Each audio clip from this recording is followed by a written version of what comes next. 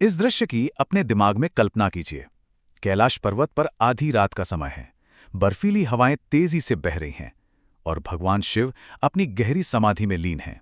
शरीर पर भस्म, गले में सर्प, जटाओं से बहती गंगा। वहां का पूरा वातावरण एकदम शांत, ठहरा हुआ और दिव्य है। लेकिन तभी इस परम शांति को चीरती हुई दूर आकाश से एक बहुत ही भारी, एक बहुत ही गहरी ऊर्जा कैलाश की तरफ प्रकट होने लगती है। अब ये ऊर्जा किसी साधारण देवता की नहीं थी, ये थे स्वयं शनिदेव। सोचिए, शनिदेव को अचानक वहां देखकर द्वारपाल नंदी भी एकदम सन्न रह गए। उनके मुंह से बस इतना निकला, देव आप, और इस समय? जाहिर है, जिनकी सिर्फ एक नजर से बड़े बड़े राजा कांप उठते हों और देवता भी सतर्क रहते हों, उनका इस तरह आधी रात को आना ये साफ बता रहा था कि कुछ बहुत ही अप्रत्याशित होने वाला है। शनिदेव ने गंभीर स्वर में बस इतना कहा, मैं महादेव से मिलने आया हूं, समय का यही आदेश है। यहां ना दोनों शक्तियों की मनस्थिति देखिए, कितना बड़ा कॉन्ट्रास्ट है। एक तरफ शनिदेव के अंदर एक भारी द्वंद्व चल रहा है। समय का नियम कहता था कि आज उनकी दृष्टि स्वयं महादेव पर पड़ने वाली है। वो घबरा रहे थे कि मैं ब्रह्मांड के स्वामी पर दृष्टि कैसे डाल सकता हूं, कहीं मेरी वजह से पूरे संसार में उथल पुथल न मच जाए। और दूसरी तरफ नंदी की बात सुनकर महादेव अपनी आंखें खोलते हैं और बिल्कुल शांत भाव से मुस्कुराते हुए कहते हैं, इन्हें आदर के साथ भीतर ले आओ। ब्रह्मांड के स्वामी होकर भी कोई घमंड नहीं, नियमों का कितना सहज स्वीकार। जब शनिदेव अंदर आए तो उनका सिर एकदम झुका हुआ था।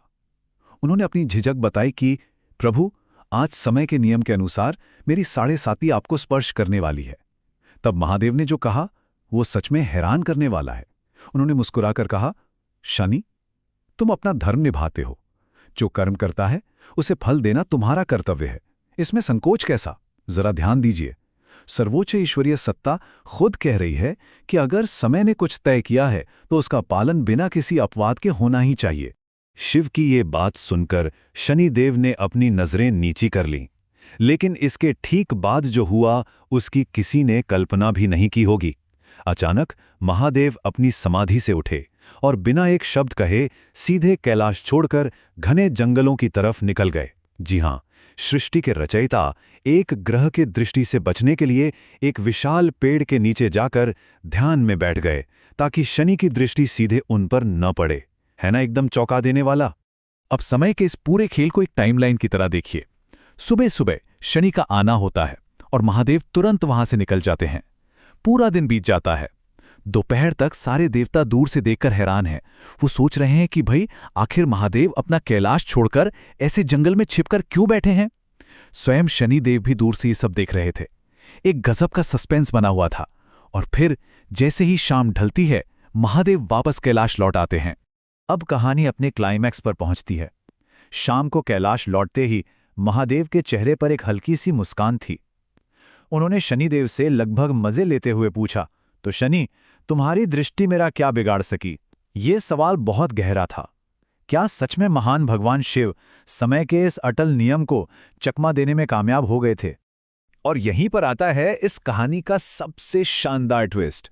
महादेव के सवाल पर शनिदेव ने बड़ी ही विनम्रता से हाथ जोड़ ली और कहा, प्रभु, मेरा प्रभाव तो पड़ चुका है। जब महादेव ने हैरानी से पूछा कैसे, तो शनिदेव का जवाब था, आज पहली बार पूरे ब्रह्मांड के स्वामी को अपना कैलाश छोड़कर एक जंगल में छिपने को मजबूर होना पड़ा। बस यही मेरी दृष्टि का प्रभाव था। मतलब शनि का काम विनाश लाना नहीं था, बल्कि सृष्टि के स्वामी को भी किसी एक्शन के लिए विवश कर देना था। वो किसी को नष्ट नहीं करते, केवल कर्म और समय का फल दिखाते हैं। शनिदेव का ये जवाब सुनकर कुछ पलों के लिए तो पूरे कैलाश पर एकदम सन्नाटा छा गया। और फिर महादेव जोर जोर से हंस पड़े। उनकी हंसी से पूरी दिशाएं गूंज उठी और सारा का सारा तनाव बस एक पल में छूमंतर हो गया। ये हंसी असल में शनिदेव के पूर्ण सत्य और ब्रह्मांडीय नियमों के एकदम सटीक पालन की स्वीकृति थी। महादेव ने हंसते हुए कहा कि शनि, तुम वाकई न्याय के देवता हो। देखिए, हम में से बहुत से लोग शनिदेव के नाम से ही घबरा जाते हैं, है ना? उन्हें सिर्फ दुख देने वाला माना जाता है, लेकिन असल में ऐसा बिल्कुल नहीं है। उनका वास्तविक काम हमें डराना नहीं है, उनका काम है हमारा अहंकार तोड़ना, हमें सत्य का रास्ता दिखाना और न्याय करना। जब हम ये समझ जाते हैं तो डर की जगह जीवन में एक गजब का अनुशासन आ जाता है। तो इस पूरी घटना से हमें समझ के आता है, बहुत ही गहरे दार्शनिक निष्कर्ष हैं इसके। पहला, समय का पहिया सब पर चलता है, चाहे वो इंसान हो या स्वयं महादेव। दूसरा, कर्म अटल है, उससे कोई भाग नहीं सकता। तीसरा, जीवन में अनुशासन बहुत जरूरी है। और सबसे बड़ी बात, अगर आपको सच देखना है तो अपना अहंकार तो पीछे छोड़ना ही पड़ेगा। शनिदेव हमें यही अनुशासन, न्याय और कर्म का महत्व सिखाते हैं। और अब इस पूरी चर्चा को हम एक बहुत ही गहरे सवाल के साथ विराम देते हैं। जरा सोचिए, अगर इस पूरे ब्रह्मांड के स्वामी भी कर्म और समय के नियमों के आगे अपना सिर झुका सकते हैं, तो हम साधारण इंसानों को अपने अहंकार और सत्य के बीच का रास्ता कैसे तय करना चाहिए? ये नियम सिर्फ प्राचीन कथाओं तक सीमित नहीं है, ये हमारे रोजमर्रा के कर्मों को दिशा देते हैं। इन पर विचार जरूर कीजिएगा। आज के इस विश्लेषण में हमारे साथ जुड़ने के लिए आपका बहुत बहुत धन्यवाद।